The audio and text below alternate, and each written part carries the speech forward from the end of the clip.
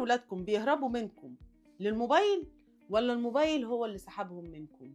الخناق والزعيق مش هيخلي الموبايل يتساب، بالعكس ده هيخليهم يداروا عنكم اكتر. يا جماعة الموبايل دلوقتي بالنسبة لولادنا ما بقاش جهاز، ده مجتمع كامل وعالم موازي. فكرة اننا نسحب الموبايل او نمنعه تماما هي فكرة فاشلة، لانها بتخلق فجوة كبيرة. اقعدوا مع اولادكم وحطوا قواعد للبيت كله مش ليهم بس. مثلا مفيش شاشات ساعة الاكل والموبايلات بره الأوضة وقت النوم. لما الأب والأم يلتزموا ولادكم هيلتزموا. ولادكم بيمسكوا الموبايل لما بيحسوا بالملل أو فراغ عاطفي. جربوا وجدوا وقت مقدس في اليوم، خروجة أو رياضة أو حتى قعدة ضحك من غير شاشات. اشرحوا ليهم بذكاء إن التطبيقات ديت متصممة عشان تخطف وقتهم وتخليهم مدمنين.